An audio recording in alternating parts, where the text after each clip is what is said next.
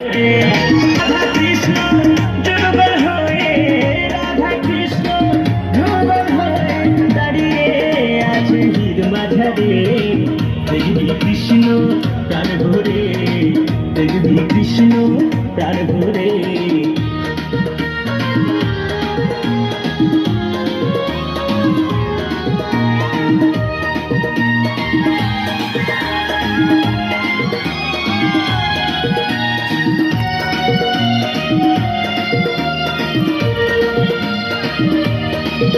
আজকে গোকুলে গোবিন্দ, তারা সবার পায়া আনন্দ।